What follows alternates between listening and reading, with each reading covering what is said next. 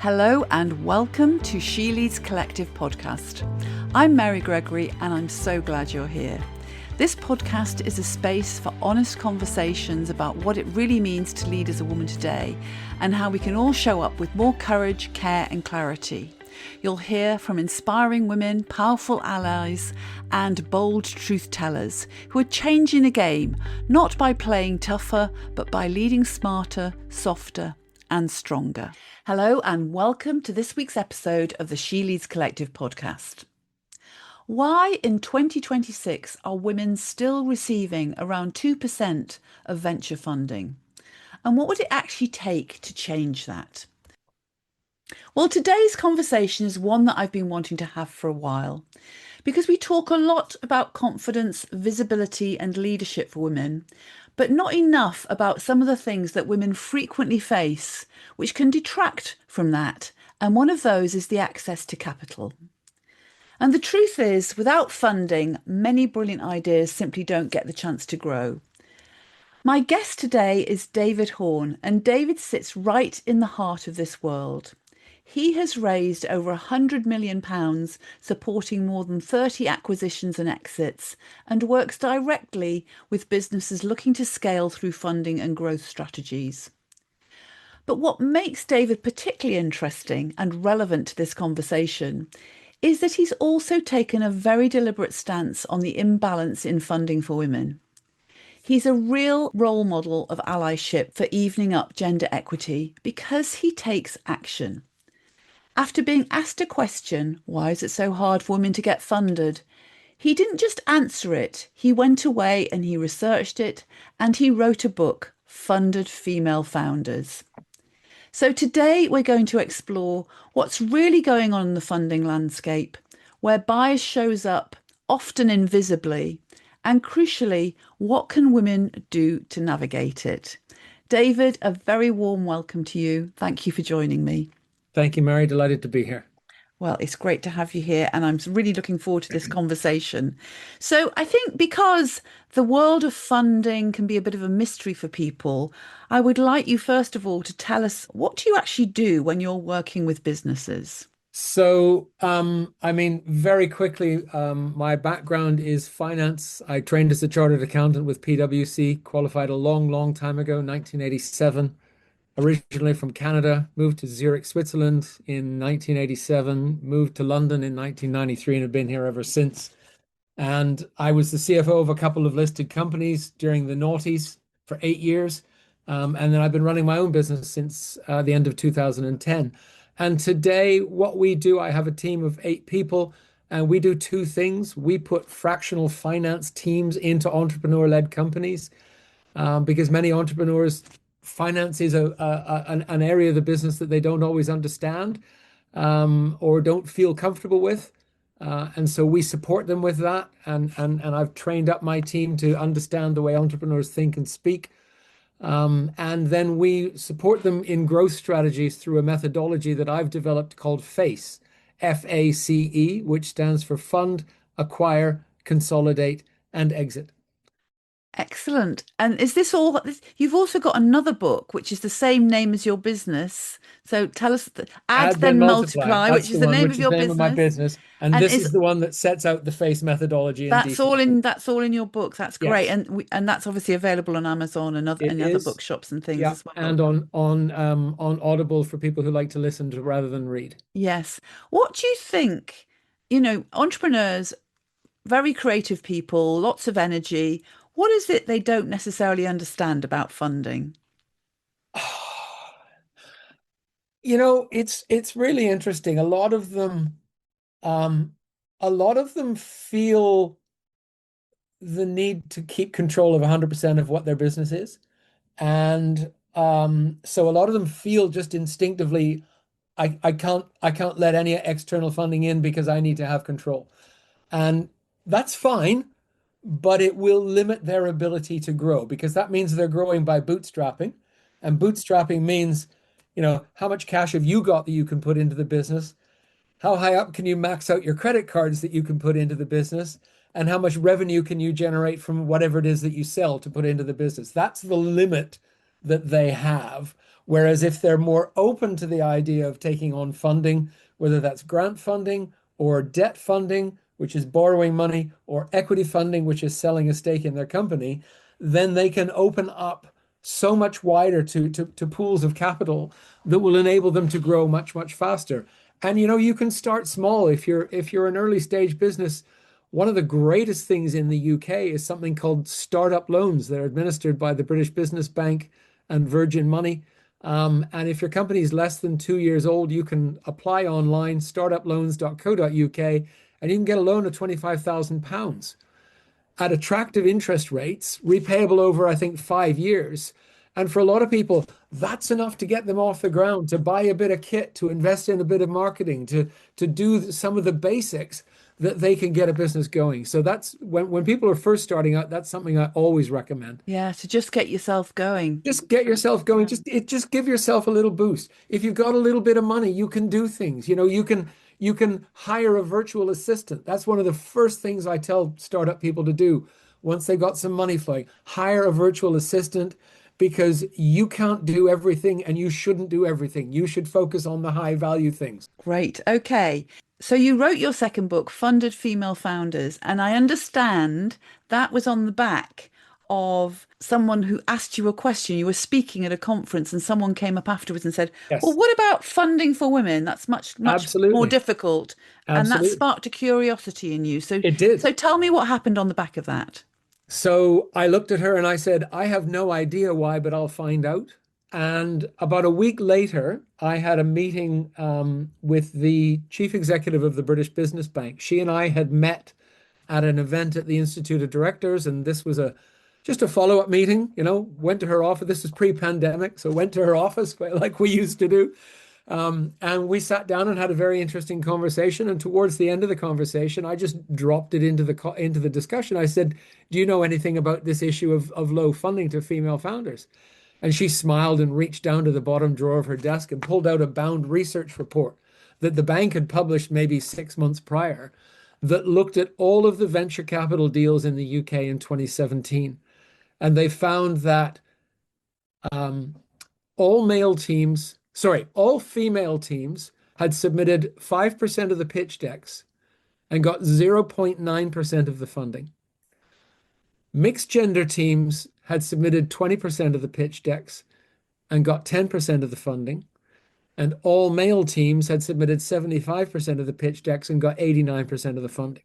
My goodness, that is Yeah, quite. I'm trying hard not to gasp here, I know it's hearing staggering. that. Yeah. And also in 2019, Alison Rose, who at the time was the chief executive of NatWest Bank, had been commissioned by the UK government to do a research study on female entrepreneurship. And that's available online. It's called the Rose Review of Female Entrepreneurship. And she determined with a lot of research, it was really, really very well done. I've read the whole report, it's like 200 pages. Um, she determined that if women started businesses and were funded to the same level as men were funded, it would generate an additional 250 billion pounds of GDP to the UK economy. Wow, that is So there goes phenomenal. all of Rachel Reeves's problems, and we can start bringing tax rates down if we Yes. fund female founders. Yes. So it's in everyone's It's interest in that female everyone's interest. funders get funding. That is absolutely remarkable. So let's then explore a bit more about this, the reality of the system, because I think I don't know what the figure was back in 2017, but to me, 2006, we're nearly 10 years, 2026, we are nearly 10 years on, and it's women are still only getting 2% of the The funding. date, there is data through a investment research company called PitchBook that goes back to 2008. And in 2008, the level to all female teams was 2.4%. And since 2009, it has never been more than 2% in the UK and Europe. And in the United States, it has never been more than 3%. So, what, from your perspective, you work with these women, you work with businesses, you're out there in the funding world. What is getting in the way? I think there are three primary reasons for this. Number one is just inherent gender bias. It's a lot better than it was when I was growing up in the 60s and the 70s, but it's still there. Number two is that there are not enough women in senior decision-making roles inside the venture capital and investment firms. And two pieces of data to just bring that to life. One of them, just before we ran our first funding focus event, which is my social enterprise that is addressing this or trying to address this, just before we ran our first event, Morningstar came out with a study of all of the listed open-ended investment companies in the UK. And there were just under 1,500 of them. And they've discovered that there were more funds run by men named David, which I thought was kind of cool, but more funds run by men named David than funds run by women. Intriguingly, the most common name of a woman running a fund was Katie, which is my wife's name. Oh, right. You're obviously the perfect pair there, but Yeah. it is absolutely shocking It to is. hear And this. the other piece of evidence around this was a study done by a woman who's now a professor at London Business School, and she did her PhD at Columbia University in New York, and she studied the um, TechCrunch New York City startup battle pitching competitions from 2010 until 2017. She downloaded all of the videos and into some analytical software that analyzed all of the presentations and the Q&A sessions. She found no material difference between the way men and women pitched, but she found a significant bias in the type of questions that they were asked, where 67% of the questions asked of male entrepreneurs were what's called a promotion question. How are you going to double your market share? Where are you going to hire your next 100 employees? And 66% of the questions asked of female entrepreneurs were what's called prevention questions. How are you going to stop the competition from stealing your business? What happens if some of your key people leave? And what was really interesting was that same level of bias was demonstrated by both male and female investors. That is absolutely remarkable. And what fantastic research to be able to pinpoint that. Yeah. And I mean, what I get a sense of is, we've got to be very careful not to point the fingers at individuals here because this sounds like a really systemic It's a very much issue. a systemic issue. It really is. And then the third reason is that women tend to be very conservative in their financial projections. And if you're going for venture capital, if you understand the way the venture capital model works, they are looking for the next unicorn business, the next business that's going to be worth $1 billion.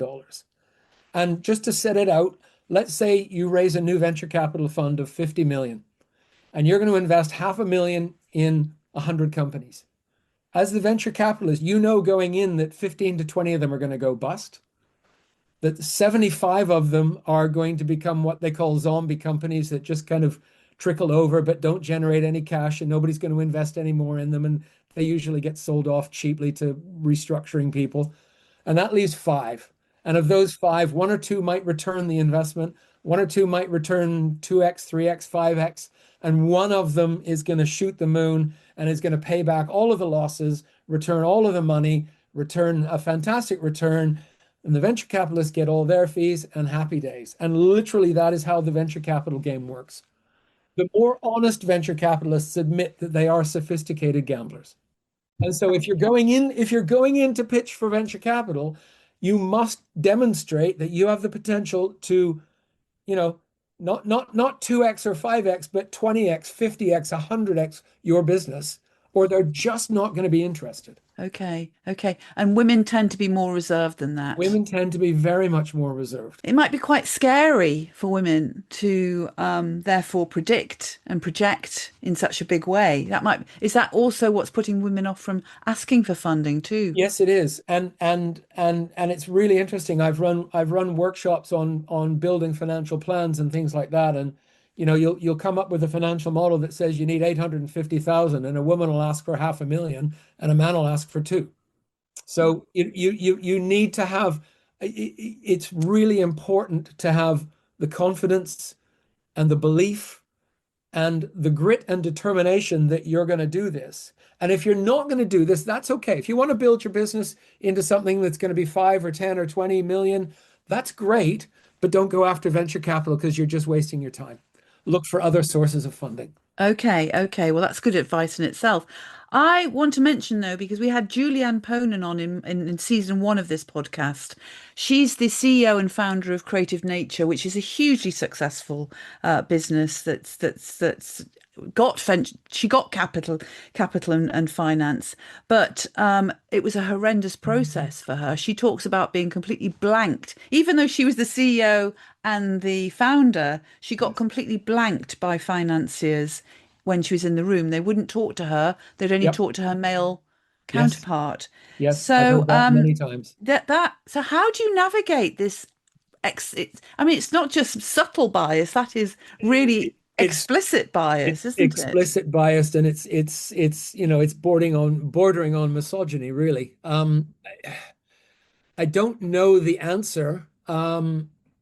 It's kind of worrying with those stats I was giving to you earlier. Where we have seen movement is that the level of funding to mixed gender teams has increased. So the data would suggest that the route you want to go down is bring a man onto your team. But I hate that as that's not the right solution to the problem. That's simply addressing the data. But it does. I've had many, many stories, and I mention a number of them in the book of women that have gone to pitching competitions, and they get questions like, "Well, what does your husband do? Is he supporting you?" Or when are you going to have babies? Or I mean, there was one case that a friend of mine brought to my attention. This is no lie. It's in Australian media. There's a reference to it in the book of a woman in Australia who had lined up an investor, and just before he signed the investment documents, he looked up and said, "You will sleep with me, won't you?" My It's goodness. just unbelievable. Unbelievable. When my friend first brought that to my attention, I thought, there's no way. And she sent me the link to the newspaper, and I did a whole bunch of research around it, and it was absolutely true. Unbelievable. So it's the Me Too campaign happening within the world of funding. Yeah, Incredible that it's happening in this day and age. To be honest, I'm finding it. I keep taking. Hope it's not showing up on the podcast because I keep taking gasps as we're talking because I'm just continually feeling shocked by what you're sharing here. But also, it needs to be talked about. We it need to does. have this out in the open. It does. I want to ask a couple of questions then, which might be quite difficult for women to hear the answers to. But if I'm a woman founder seeking funding, what might be the advice you would give me that I might find uncomfortable, but it is useful? Mm, great question. So, number one, having the confidence in your numbers and believing in yourself. Recognize that there is bias out there and you're going to have to deal with it. And most women are incredibly good at dealing with it because they've had to all their lives. But recognize that it's there. And one of the most important things that I recommend to people, and that regardless of their gender, is do a little bit of research into the investors. Find out if are there any other female-founded companies that this investor has backed. And if you're going venture capital, many venture capital firms have on their websites a list of the companies that they've invested in. So go in and look at those companies. Are any of them backed by a female founder? Whether they are, and that alone will give you the information. But the other thing I often recommend is reach out to one of the founders of one of those companies on a human level and just say, "Hey, I see you're backed by XYZ Capital. I'm looking at potentially doing venture capital. Could we have a could we have a virtual coffee and just have a chat about your experience and build a relationship? Because if you are going down the venture capital route, still today, the best way to get the chance of having a pitch is to get a warm introduction from someone that they know. So if you can build a relationship with someone that they're already investing in, and it might take 3 months, it might take 6 months, and be patient, but build that relationship and then make that ask of that person. I suppose that also gives you a sense of what the investors like and whether it's someone they want to work with. Definitely. And one other statistic that a lot of people don't really understand is that, in the last 20 years, the whole world of venture capital has just exploded. And there is so much more of it out there. I was talking, when I was researching the book, I was talking with the managing director of a medium-sized venture capital firm in London. And he told me that in the year prior, they had received 8,000 applications Wow. for funding. 8,000. That's 160 a week, right? That's 32 a day. And if you just make an unsolicited application into a venture capital firm, it's going to go to the most junior member of the staff who's got a checklist, and you're going to get maybe 30 to 60 seconds of their attention. Does it make the checklist, in which case it goes on, I'll look at this for 5 minutes pile, or does it go in the bin? Out of those 8,000 applications, they made 16 investments. Wow. Okay. So it is So it's a yes, numbers yes, it is game. a numbers game. So anything you can do to bypass that filter and get an introduction to someone through someone they know, like, and trust, then you've got a much better shot at least getting a pitch meeting. No, I'm a real advocate for relational leadership. So, leadership happens through the relationships and the quality of them that you create. And this is another example of where relationship makes such a difference. Yeah. In fact, I often say to people, you can go onto a venture capitalist website and click the button for founders, upload your pitch deck here. Well, you're just going to be one of 8,000. So don't go in cold. No, Make sure you've got warm leads, build those relationships, do your research absolutely. as well. And also do your research and perspective. Is this a firm I want to do business with? And is this a firm that might or might not invest? So, for instance, many of the venture capital firms, some of them are generalists, but most of them are specialists. So they go out and they raise money from, university endowment funds, pension funds, insurance companies, investment banks, and they say, this is our investment thesis. So we're a fintech investor. This is our experience. Give us your money. We're going to invest it for you. Well, if I'm a fintech investor and you're a med tech founder, don't waste my time or yours by sending me your pitch deck. I'm not going to invest in med tech. I only invest in fintech. So some very common sense advice coming through there. And what separates those that get funded with those that don't, apart from some of the things you've indicated in how you approach the venture capitalists in the first place? But, thinking about going in to make the pitch, what actually makes the difference between those that actually receive the funding and those that don't? My immediate response is grit and determination. You've just got to keep working at it. You've just got to keep going. Um, you've got to know your business. You've got to know your numbers.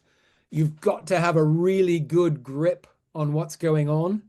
And you really should, where possible, bring in one or two members of your team into the pitch presentation, because that does two things. Number one, it takes the pressure off of you, right? So you can, and as a finance guy, I'm often involved in these things because it's often the CEO and the CFO and maybe one other who are in there.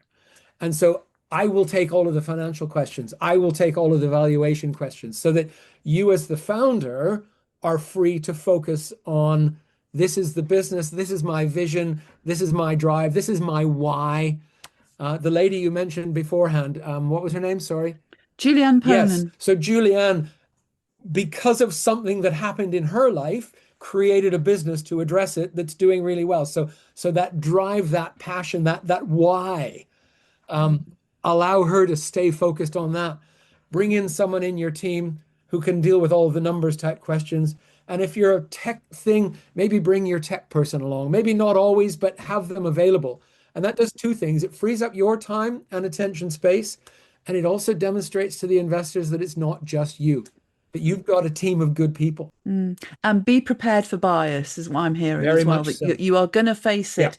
So, coming back to that, then, how do you believe we can shift the system? What do you think needs to happen? Because it is a systemic issue. So in 2022 and 2023, together with one of my mentors, we tried to raise a fund that was going to invest in female-founded businesses, and we couldn't get it away.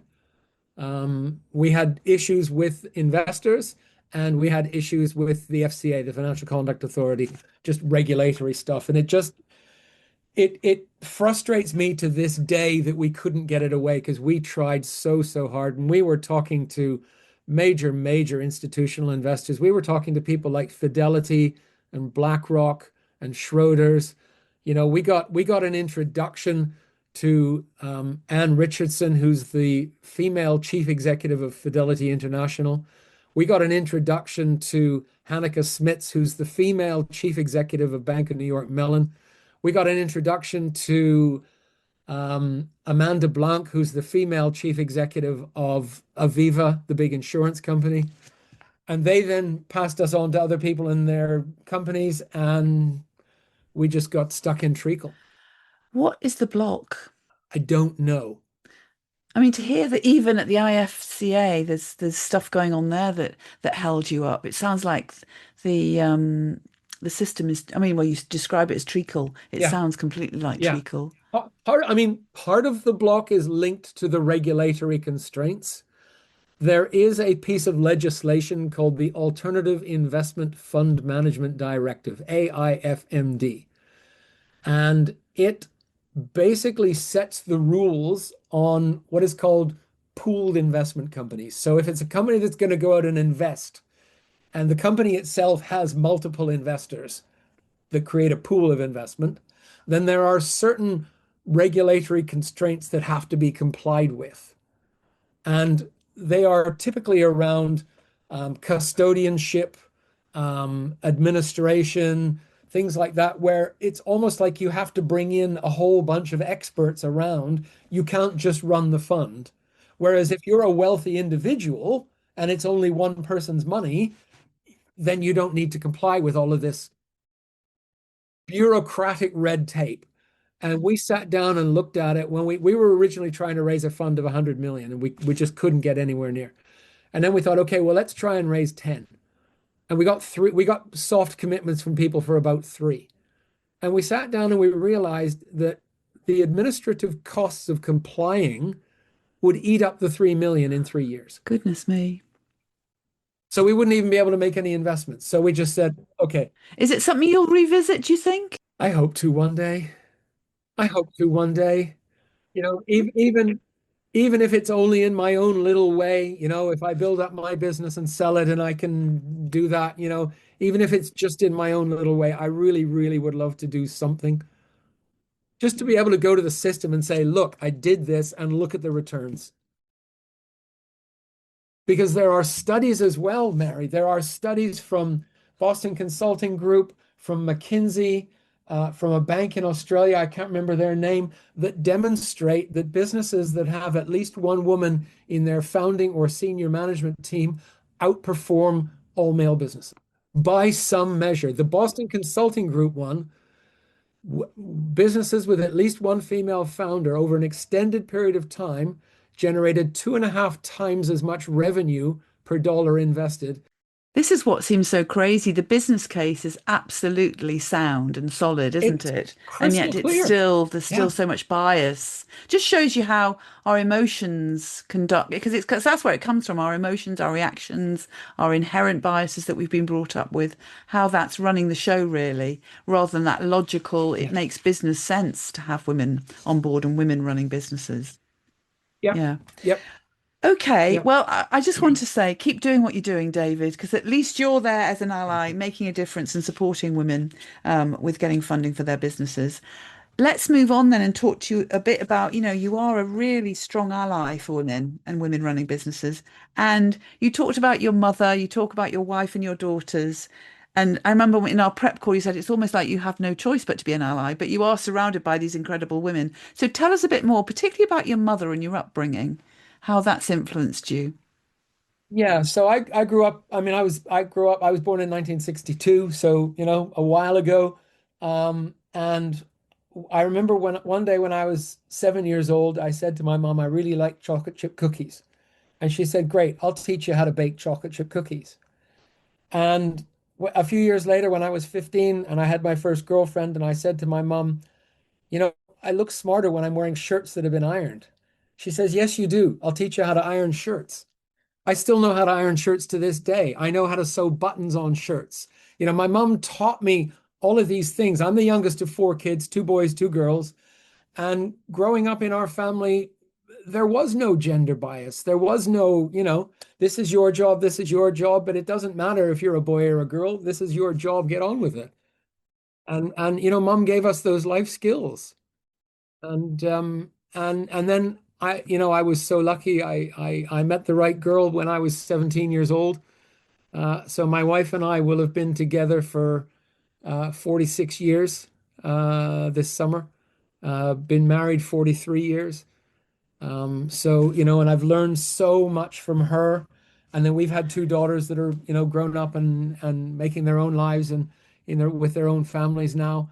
But I've always had strong but softly spoken women in my life. None of them was, "Ah!"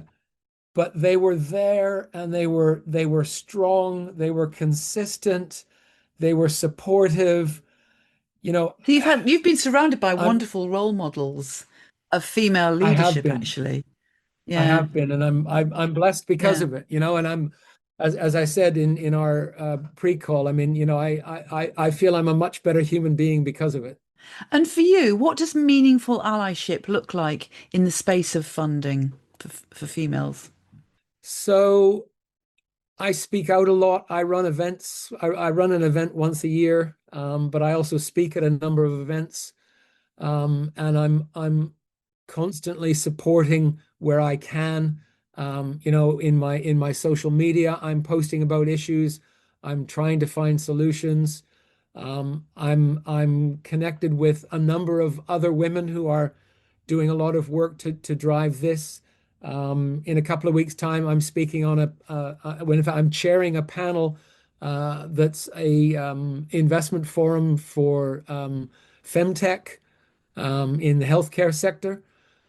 I mean, I've got the book. I've got a TEDx talk. You are a man of action, is what I hear.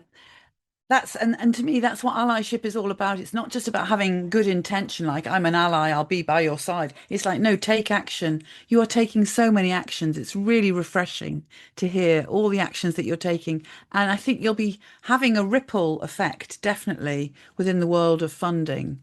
That will certainly be making a difference. And I hope, although the system might be set in treacle, a treacle rather than stone, so that gives us some hope.